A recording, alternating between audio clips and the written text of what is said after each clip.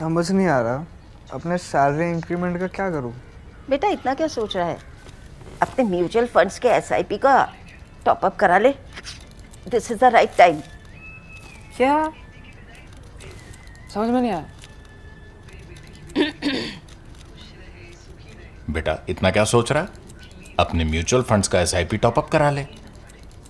This is the right time. अब समझा।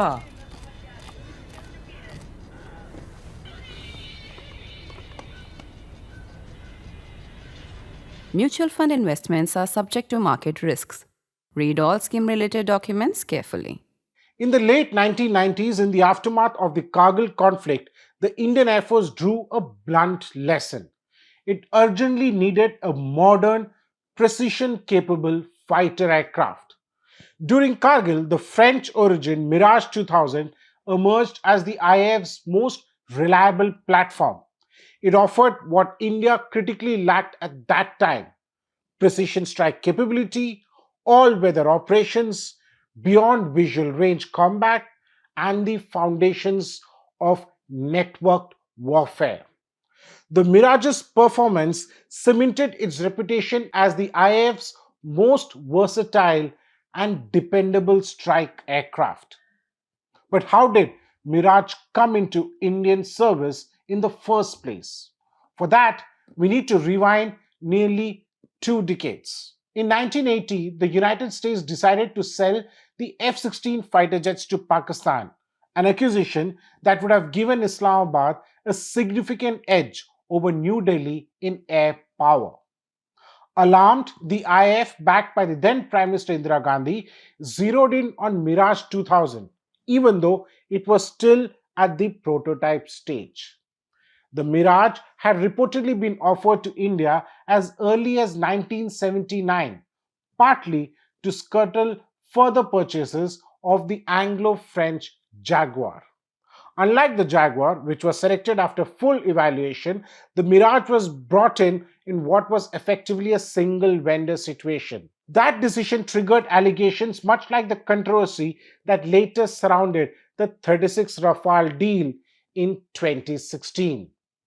Now, notably, both the Mirages and the Rafale are products of the same manufacturer, Dassault Aviation.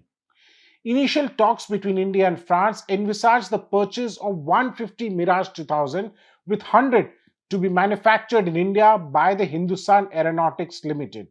However, by late 1982, India cut the order to just 40 aircraft with an option for 110 more. One key reason was the sudden pressure from the Soviet Union, which abruptly offered its MiG-29 fighter. As Angad Singh, the then project coordinator at the Observer Research Foundation, had noted in an article that until that point, the Russians had attempted to deny even the existence of the MiG-29. They suddenly offered it to India, including licensed production. India bought limited numbers of both aircraft with the idea that domestic production would be decided after a few years of operational evaluation, Singh had said. The USSR had originally offered the MiG-23ML but switched to the MiG-29, its answer to the US F-16. India evaluated the MiG-29 in February 1984 and signed a contract in November 1985. Training for Indian pilots on both the Mirage 2000 and the MiG-29 ran almost simultaneously. However, political instability in the late 1980s and India's financial crisis in the early 1990s ensured that licensed production plans for both aircraft were quietly shelved. The original plan had been for 110 optional Mirages to be built in India, 45 from kits and 65 from raw material, with a decision due by mid-1984. Once the MiG-29 entered the picture, Mirage license production was frozen, and within a year, the MiG-29 contract followed. Now fast forward to Kargil. By 1999, the IAF knew its MiG-21 squadrons would have to be phased out over the coming years. The Su-30 MKI, which was beginning to enter the service, was a heavyweight air dominance fighter, not an ideal one for replacement.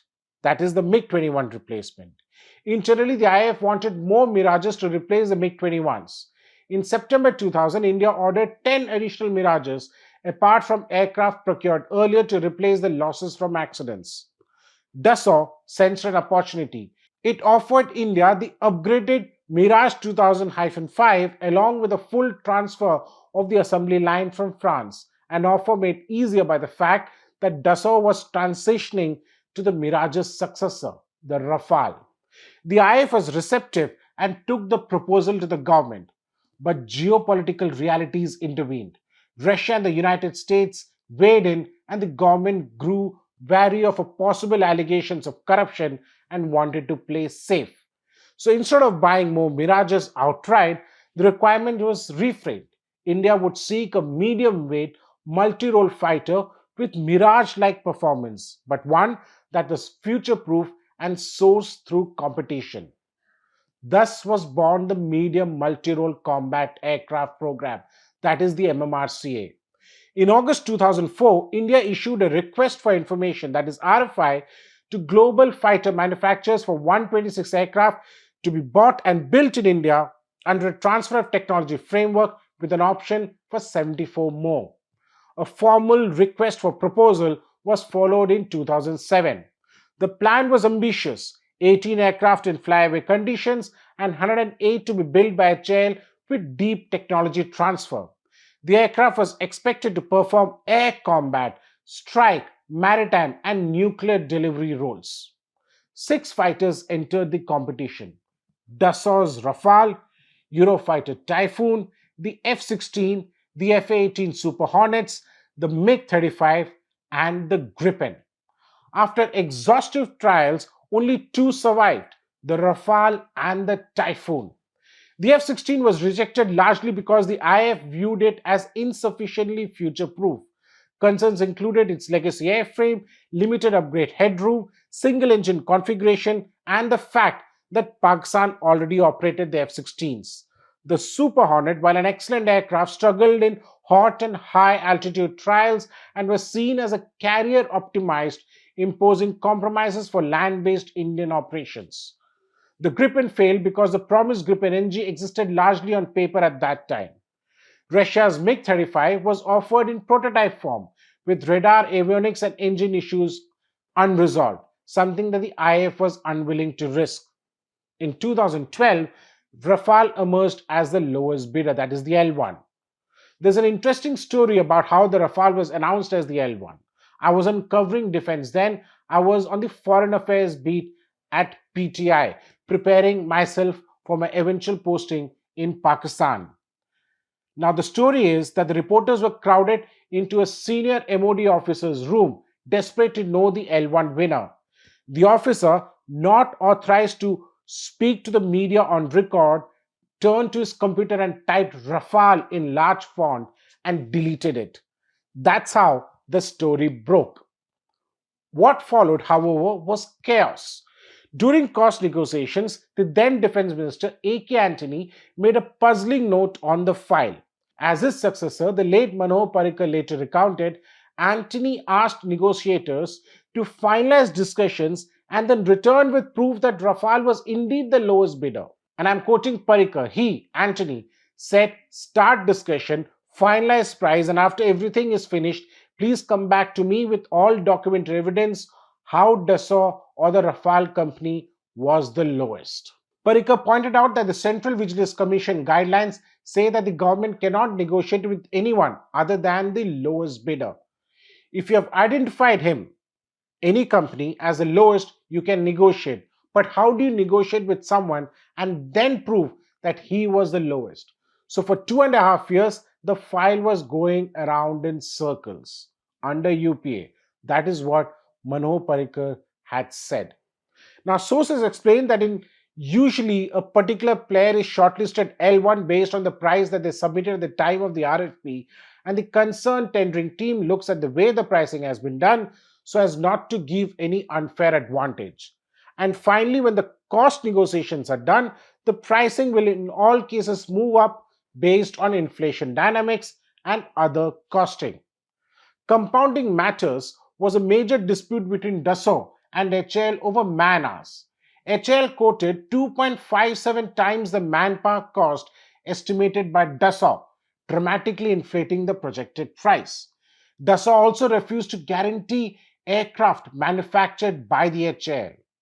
So basically, by 2015, the deal was effectively dead.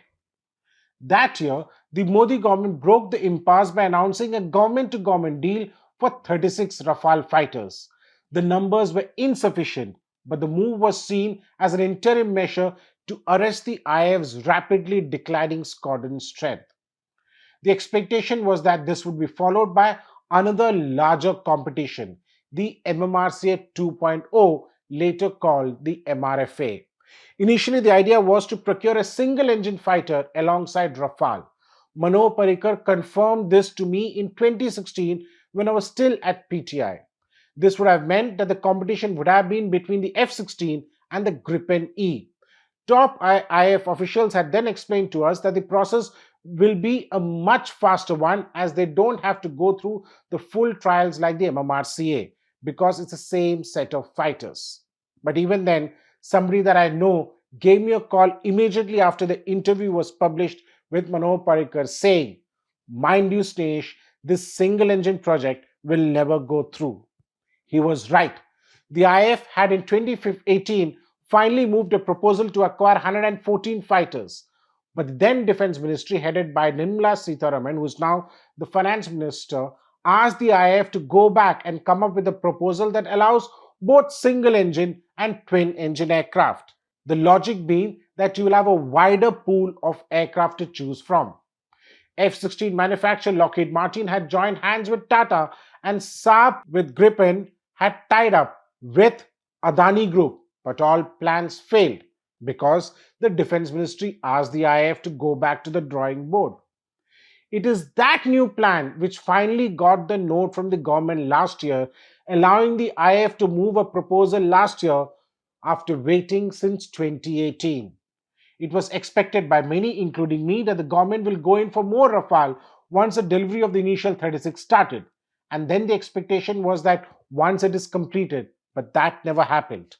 I was surprised when a top government functionary a couple of years back claimed that one of the reasons for the delay was the political accusation of scam.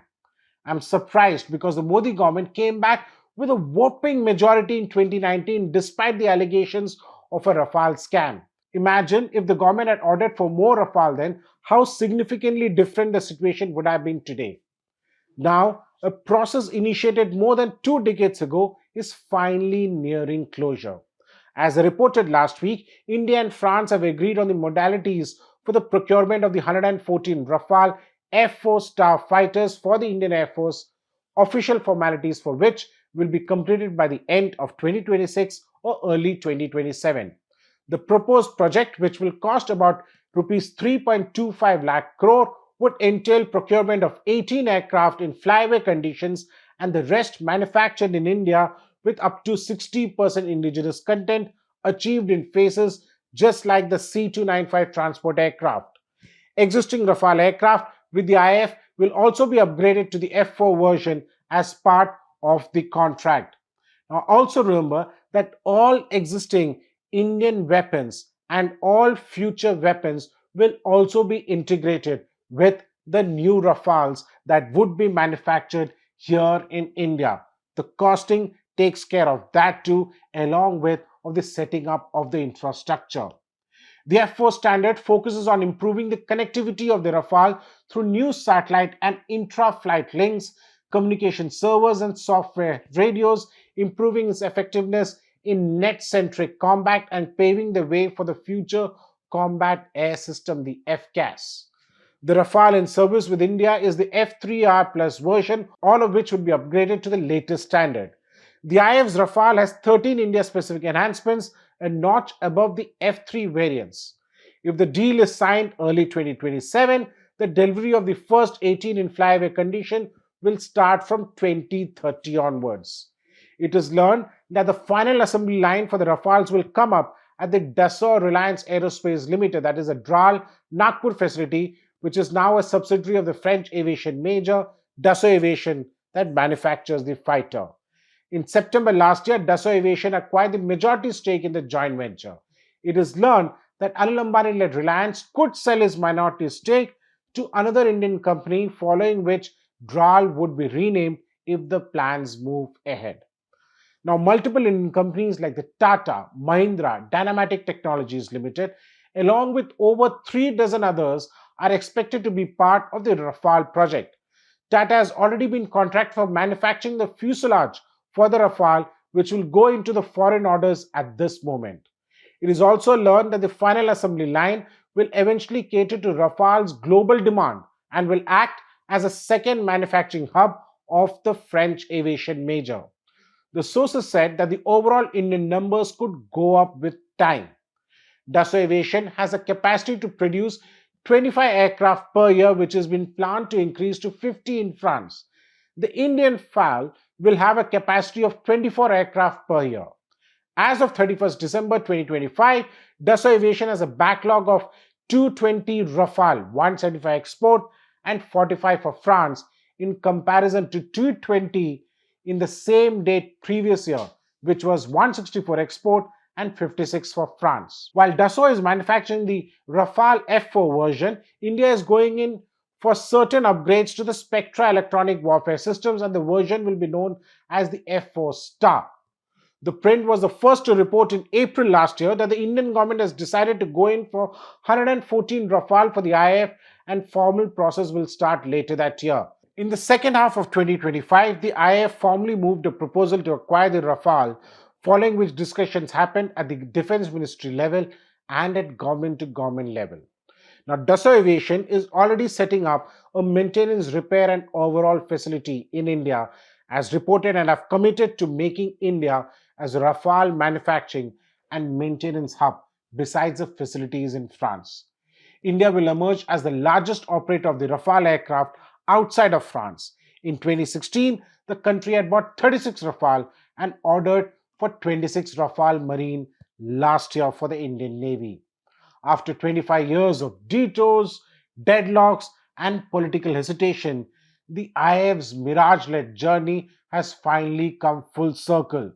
Back to Dassault, back to Rafale, and back to a fighter that it always wanted. For ThePrint, this is Snehesh Alex Philip. Do subscribe to our Print's YouTube channel for more such videos.